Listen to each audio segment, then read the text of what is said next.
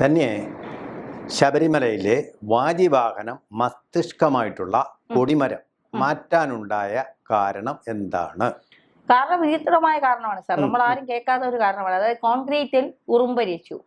ഇത് സ്വപ്നത്തിൽ കണ്ടു. അയ്യപ്പ വന്ന് സ്വപ്നത്തിൽ പറഞ്ഞു കോൺക്രീറ്റിൽ അതാ ഉറുമ്പരിക്കുകയാണ്, എന്നിട്ട് നിങ്ങൾ അത് വച്ചോണ്ടിരിക്കുകയാണോ എന്ന്. അപ്പൊ തന്നെ പോറ്റി തന്ത്രി ദേവപ്രശ്നം വെച്ചു.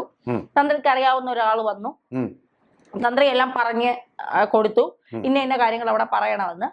അദ്ദേഹം വന്നു, ഇവിടെ ദേവപ്രശ്നം വെച്ചു. അപ്പോ ഈ കൊടിമരം ഉറുമ്പരിക്കുകയാണ്, കോൺക്രീറ്റ് കൊടിമരത്തിൽ ഉറുമ്പരിക്കുന്നു. ഉടനെ അതങ്ങ് മാറ്റി. എന്നിട്ട് ഒരു സ്പോൺസർ, ആന്ധ്രയിലോ എവിടെയുള്ള ഒരു സ്പോൺസർ പുതിയ സ്വർണം പൂശിയ കൊടിമരമൊക്കെ സ്ഥാപിച്ചു എന്നാണ് പറയുന്നത്. അവിടെ പ്രധാനപ്പെട്ട ഒരു കാര്യമുണ്ട്. നമ്മൾ ചോദിക്കേണ്ട ഒരു കോമൺ സെൻസ് ഉള്ള ചോദ്യം. നമ്മുടെ വീട്ടിലൊക്കെ തടികളിൽ ഇത് കോൺക്രീറ്റ് ആണ്, ഒരിക്കലും അങ്ങനെ വരില്ല. ഉറുമ്പുണ്ടെങ്കിൽ നമ്മൾ എന്ത് ചെയ്യും? ഉറുമ്പ് വരികയാണെങ്കിൽ ഉറുമ്പ് വലിയ ഉപദ്രവമൊന്നും ചെയ്തില്ല. ഉറുമ്പ് വന്നാൽ ഉപദ്രവം. ഇനി ഉറുമ്പ് ചെറുചെടികളുടെ നാമ്പുകൾ കടിച്ചു തിന്നും, അത്രേ ഉള്ളൂ. കാതലുള്ള തടിയുടെ ആണെങ്കിൽ പോലും ഒന്നും നശിപ്പിക്കില്ല. ഇതാണ് അതിൻ്റെ ശാസ്ത്രീയ വശം. കോൺക്രീറ്റിൽ ഒന്നും ചെയ്യാൻ പറ്റില്ല ഉറുമ്പിന്, അതിനാണ് കോൺക്രീറ്റ് ചെയ്യുന്നത്. ബലമേറിയതാണത്. അപ്പോൾ അതൊരു പ്രശ്നം ഉണ്ടാക്കത്തില്ല. നിങ്ങൾക്ക് അത്യാവശ്യം ഉറുമ്പിനെ കൊണ്ടൊരു ശല്യമുണ്ടെങ്കിൽ, ഉറുമ്പ് വന്ന് പായസത്തിനകത്തൊക്കെ ഇരിക്കുന്നെങ്കിൽ ഒരു ഹിറ്റ് അടിച്ചാൽ മതി. ഇതൊക്കെ വെറും കള്ളത്തരമല്ലേ? രണ്ടാമത്തെ ഏതോ ഒരു പോറ്റിയെ കൊണ്ടുവന്ന് ദേവപ്രശ്നം വെച്ചിട്ട് അത് കോൺക്രീറ്റ് ഉറുമ്പാണ് എന്ന് പറയുമ്പോൾ അത് കേട്ടോണ്ട് നിൽക്കുന്ന ദേവസ്വം ബോർഡിലെ അംഗങ്ങളും അന്നത്തെ ദേവസ്വം ബോർഡ് പ്രസിഡന്റും ഒക്കെ തലയിൽ മൂളമില്ലാത്തവരാണ്, എന്താ മന്ദബുദ്ധികളാണ്. ഇത് ആരെയാ ഇവര് പറഞ്ഞു പറ്റിക്കുന്നത്? രണ്ടാമത് ഇനി പിന്നെ എറുമ്പല്ല, ഇവർക്ക് തെറ്റിപ്പോയി ചിതലാണെങ്കിൽ കാര്യമായ ഡാമേജ് തടിക്കും ഉണ്ടാക്കും. അത് ഈ കാതലുള്ള തടിക്ക് ഉണ്ടാവില്ല. കോൺക്രീറ്റിന് അടി തടിയുണ്ടെന്ന് പറയും. ആയിക്കോട്ടെ, നമുക്കൊക്കെ പിന്നെ വാദത്തിന് വേണ്ടി സമ്മതിക്കാം. അതാണെങ്കിൽ പോലും, ചിതലാണെങ്കിൽ പോലും ചിതലിലുള്ള പൊടിയുണ്ട്, അതിന്റെ പേര് ഉറുമ്പ് പൊടി എന്നാണ്. ആ ഉറുമ്പ് പൊടി ഇട്ട് കഴിഞ്ഞാൽ പിന്നെ അത് ആ ഭാഗത്തേക്ക് അടുക്കില്ല. ബയോളജിക്കലായിട്ട് ബയോസൈഡ്സ് ഉണ്ട്, അങ്ങനെ നീക്കാം. അല്ലാതെ ഈ കൊടിമരം മാറ്റേണ്ട യാതൊരു ആവശ്യവും ഇല്ല. ഇത് മാറ്റാൻ കാരണം എന്താണെന്ന് അറിയാമോ? ദേവപ്രശ്നം പറഞ്ഞത് ശരിയാണ്. ദേവപ്രശ്നം നടത്തിയത് കോഴിക്കോട് ജ്യോതിഷ പണ്ഡിതനാണ്. അവരാണ് നടത്താറുള്ളത്. തന്ത്രിയോ മന്ത്രിയോ പോറ്റിയോ ഒന്നും അല്ല, നമ്പൂതിരിയോ അല്ല, ശാന്തിയോ അല്ല. കോഴിക്കോട് ചെറുവള്ളി നാരായണൻ നമ്പൂതിരി എന്ന ജ്യോതിഷ പണ്ഡിതനാണ് ദേവപ്രശ്നം 2014 തൊട്ട് അദ്ദേഹം നടത്തിയ വർഷമെന്ന് പറയുന്നത് 2014. ഈ 2014 അദ്ദേഹം പറഞ്ഞ ഒരു പ്രവചനം, ദേവപ്രശ്നത്തിൽ പ്രവചനമാണ് പറയുന്നത്. അദ്ദേഹം പറഞ്ഞ പ്രവചനമെന്ന് പറഞ്ഞാൽ ഏതാണ്ട് ഇപ്പം സത്യമായിരിക്കുന്നു. അദ്ദേഹം പറഞ്ഞത് ഇനിയുള്ള 7 വർഷം മുതൽ, ഇനിയുള്ള 7 വർഷം, നവംബർ 7 മുതലുള്ള 7 വർഷം ശബരിമലയിൽ ഉണ്ടാകാൻ പോകുന്ന ഫലശ്രുതി അദ്ദേഹം പറഞ്ഞിട്ടുണ്ട് ഈ ദേവപ്രശ്നത്തിൽ. അത് ലഭ്യമാണ്, രേഖയായിട്ട് ലഭ്യമാണ്. അദ്ദേഹം പറഞ്ഞത് അവിടെ വലിയ തോതിലുള്ള മാനക്കേടുണ്ടാകും, ഇപ്പോൾ ഉണ്ടായിക്കൊണ്ടിരിക്കുകയാണ്. അതുപോലെ തന്നെ പലർക്കും അപായമുണ്ടാകും. അപായങ്ങൾ ഉണ്ടായിട്ടുണ്ട്. ശബരിമല മണ്ഡലകാലത്ത് അപായങ്ങൾ ഉണ്ടായിട്ടുണ്ട്. അതുപോലെ വ്യവഹാരം എന്ന് പറഞ്ഞാൽ എന്താ? കേസ്, കോടതിയിലുള്ള പോലീസ് സ്റ്റേഷനിലുള്ള കേസുകൾ, അതും ഇപ്പോൾ ധാരാളമായിട്ടുണ്ടാകും. ബന്ധപ്പെട്ടവർ എന്ന് പറയുന്നത് ശബരിമലയുമായിട്ട് ബന്ധപ്പെട്ടവർ, ദേവസ്വം ബോർഡ്, തന്ത്രി, മന്ത്രി, ശാന്തി, ഇതെല്ലാം. മന്ത്രിയുടെ കാര്യം പ്രത്യേകം പറഞ്ഞിട്ടില്ല. ഇവർക്കെല്ലാം ഈ മാനഹാനികൾ ഉണ്ടാവും എന്നുള്ള ഒരു പ്രവചനമാണ് ദേവപ്രശ്നത്തിൽ കണ്ടത്. അതുകൊണ്ട് നിങ്ങൾ കൊടിമരം മാറ്റണമെന്ന് പറഞ്ഞു. അപ്പം ഈ മാനഹാനി പേടിച്ചാണ് കൊടിമരം മാറ്റിയത്. കൊടിമരം മാറ്റേണ്ട യാതൊരു ആവശ്യവും ഉണ്ടായിട്ടല്ല. ഈ കൊടിമരം മാറ്റുന്ന ഒരു തുടർ പ്രക്രിയയും കൂടാണ്. അതായത് അവിടെ എന്തെങ്കിലും പൈസ ഉണ്ടാക്കണമെന്ന് അവർക്ക് തോന്നുകയാണെങ്കിൽ എന്ത് ചെയ്യുമെന്നറിയാമോ? നേരെ പോയിട്ട് തന്ത്രിയെ കാണും. അതവിടെ ഇങ്ങനെ നമുക്ക് കമ്മീഷൻ കിട്ടാൻ ഭാഗ്യമുണ്ടെന്ന് പറയും. തന്ത്രി പറയും അതൊക്കെ മാറ്റിക്കും. പറഞ്ഞാൽ അദ്ദേഹത്തിൻ്റെ അനുജ്ഞയാണല്ലോ, പിന്നെ അതിനപ്പുറമില്ലല്ലോ. കല്ലേ പിളർക്കുന്ന കൽപ്പന പോലെ ഉടനെ അത് ചെയ്തു. സ്പോൺസർ റെഡിയായിട്ട് നിൽക്കുകയാണ്, സ്പോൺസർ പൈസ കൊടുക്കുന്നു, സ്പോൺസറിൽ നിന്ന് കമ്മീഷൻ വാങ്ങിക്കുന്നു. ഈ ഒരു പ്രക്രിയയാണ് ഇവിടെ നടന്നുകൊണ്ട്. ഇത് ആരും അറിയാതെ ദൈവം മാത്രം അറിഞ്ഞുകൊണ്ട് നടത്തുന്ന ഒരു പ്രക്രിയ, തുടർച്ചയായിട്ട് നടത്തുന്ന ഒരു കവറ്റ് ഓപ്പറേഷനാണ്. ആ ഓപ്പറേഷനാണ് നടന്നുകൊണ്ടിരുന്നത്. അതിലൂടെയാണ് കമ്മീഷൻ വാങ്ങിച്ചുകൊണ്ടിരുന്നത്. അതിലൂടെയാണ് ഉണ്ണികൃഷ്ണൻ പോറ്റിയെ തന്നെ പരികർമ്മിയായിട്ട് തന്ത്രി അവിടെ കൊണ്ടുവന്നത്. കാരണം തനിക്കൊരു ഏജന്റ് വേണം. അദ്ദേഹത്തിന് നേരിട്ട് പോയി ഇടപാടുകൾ നടത്താനും ചർച്ച ചെയ്യാനും പറ്റില്ലല്ലോ. തന്ത്രിയല്ലേ, ദൈവജ്ഞനല്ലേ, ദൈവത്തിനെ അടുത്തറിയുന്ന ആളല്ലേ. അപ്പൊ മോശമല്ലേ? അതിന് അദ്ദേഹത്തിനൊരു സഹായി വേണം. ആ സഹായിയാണ് പരികർമ്മി. ഈ കമ്മീഷനും ഇതുപോലുള്ള കൊള്ളത്തരങ്ങൾക്കും കള്ളത്തരങ്ങൾക്കും ഉള്ള പരികർമ്മിയായിരുന്നു. കള്ളനും കാട്ടുകള്ളനും കൂടെ ഒരുമിച്ചു. അങ്ങനെയാണോ പറയാ? അതാണ് ഞാൻ ഇതൊക്കെ വിചാരിക്കും. ഇപ്പൊ കായംകുളം കൊച്ചുണ്ണിയൊക്കെ ഉണ്ടായിരുന്നെങ്കിലേ ഇവരുടെയൊക്കെ മുന്നില് കായംകുളം കൊച്ചുണ്ണിയൊന്നുമല്ല, അവർ ഉള്ളവന്റെ ഇല്ലാത്തവര് കൊടുക്കുന്നതല്ലേ.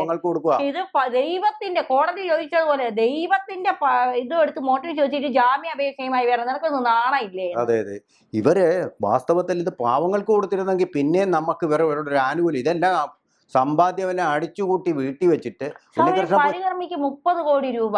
മനുഷ്യ ആയുസ് മുഴുവൻ കിടന്ന് കഷ്ടപ്പെടാൻ ലോണും അടച്ച് ഒരു വീടും വെച്ച് മക്കളെ വിദ്യാഭ്യാസം കഴിയുമ്പോൾ ഒരു മനുഷ്യന്റെ ജീവിതത്തിലെല്ലാം കഴിഞ്ഞ് മണ്ണിലോട്ട് പോകും. വെറും തൂത്തുവാരി തുടയ്ക്കുന്നവന് 30 കോടിയുടെ സ്വത്ത് എന്ന് പറഞ്ഞാൽ ഇവന്റെ ഇത് എവിടെ നിന്നാണെന്ന് അന്വേഷിക്കണ്ടേ? തന്നെ ഇത് ഒരൊറ്റ ദിവസം കൊണ്ട് കണ്ടെത്തിയതാ. ഇനിയും ഉണ്ട് വിദേശത്ത്, സ്വിസ് ബാങ്കിലും ഒക്കെ. ആദ്യ ഭാര്യയുടെ മരണം പോലും അന്വേഷിക്കണം. അതെ, സ്വിസ് ബാങ്കിലും ഒക്കെ അക്കൗണ്ടുകൾ കാണും, പറയാൻ പറ്റില്ല.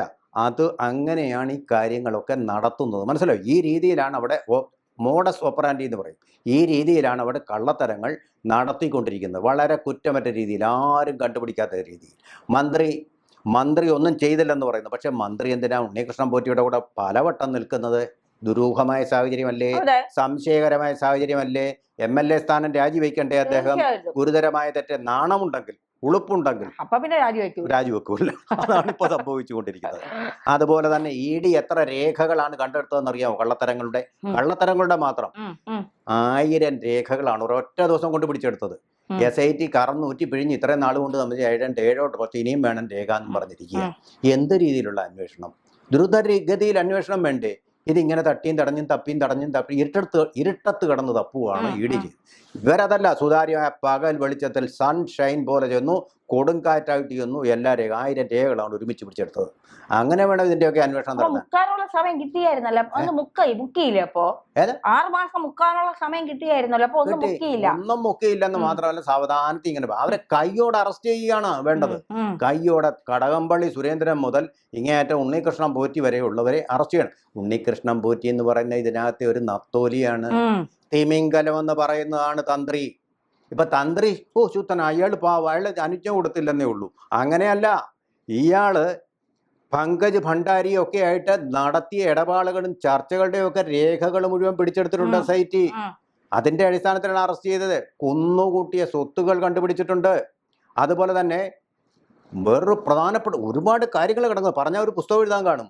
അതായത് കാണിക്കയിൽ അർപ്പിച്ച വില കൂടിയ വസ്തുക്കൾ, സ്വർണ്ണമൊക്കെ ഉണ്ടല്ലോ, അടിച്ചുകൊണ്ട് അങ്ങ് പോകും. ഒരു വീട്ടിലോട്ട് അങ്ങ് കൊണ്ടുപോവാ. കാണിക്ക അർപ്പിക്കുന്ന ആർക്ക് വേണ്ടിയിട്ടാണ്? കാണിക്ക അർപ്പിക്കുക അവിടുത്തെ ആരാണോ അവിടുത്തെ പ്രിസൈഡിങ് ഡൈറ്റി എന്നുള്ള ആ ഡൈറ്റിക്ക് വേണ്ടിയാണ് ഈ കാണിക്ക അർപ്പിക്കുന്നത്. പക്ഷെ ഇതെല്ലാം അടിച്ച് ഇവരെ വീടുകളിൽ കൊണ്ടുപോവുക, സ്വന്തം കൊള്ളയടിക്കാനൊരു താവളമായിട്ട് ഉപയോഗിക്കുക. ദൈവനിന്ദയാണ് ചെയ്തത് ദൈവനിന്ദയാണ്. വാസ്തവത്തിൽ ഹിന്ദു നിന്ദയാണ് അവർ ചെയ്തത്. ഹിന്ദുക്കളിൽ ഇവരെ സപ്പോർട്ട് ചെയ്യാൻ ചെയ്യുന്നു. അത് ഏറ്റവും വലിയ ഹിന്ദു നിന്ദയാണ്.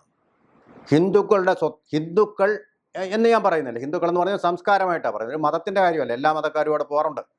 ആ ഭക്തരെ മുഴുവൻ ഉദ്ദേശിച്ചാണ് ഞാൻ പറഞ്ഞത്. ഹിന്ദുക്കൾ, ഇന്ത്യക്കാർ, അവരുടെ മുഴുവൻ സ്വത്ത് ഇവർ കൊള്ളയടിച്ചു. അങ്ങനെ രാജ്യദ്രോഹവും ചെയ്തു എന്ന് പറയും. ഈ കുറ്റങ്ങൾക്കെല്ലാം വരേണ്ടത് UAPA ആക്ടുകളാണ്. ജാമ്യം കിട്ടാതെ ഇവരെ തടവിലിടണം. ഓരോരുത്തരായിട്ട് ജാമ്യം അന്വേഷിച്ചുകൊണ്ടിരിക്കുക. ഈ ജാമ്യം അന്വേഷിക്കാൻ പോയപ്പോൾ നമ്മുടെ 2 പേരോടെ പറഞ്ഞ കാര്യങ്ങൾ കൂടെ നമ്മളൊന്നും ഞെട്ടിക്കുന്ന കാര്യങ്ങളായതുകൊണ്ട് അതും കൂടെ പറയാം. KP ശങ്കരദാസിനോട് ചോദിച്ചത്, ദൈവത്തെ പോലും താൻ വെറുതെ വിട്ടില്ലല്ലോ താൻ ഈ 77ാമത്തെ വയസ്സിൽ നിന്നാണ് ചോദിച്ചത്. ഇപ്പോ വേറൊരാള് വാസു ചോദിക്കുന്നുണ്ട് ജാമ്യം. അപ്പൊ പറഞ്ഞത്, ദൈവത്തിന്റെ സ്വർണം കട്ടെടുത്തിട്ട് നാണമില്ലേ തനിക്ക് ജാമ്യം ചോദിക്കുക? ആരാ പറഞ്ഞിരിക്കുന്നത്?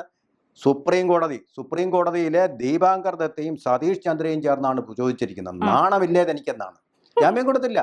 അപ്പോ ഇങ്ങനെ സുപ്രീം കോടതിയെ പോലും ഞെട്ടിച്ച സംഭവങ്ങളാണ് കേരളത്തിൽ നടന്നത്.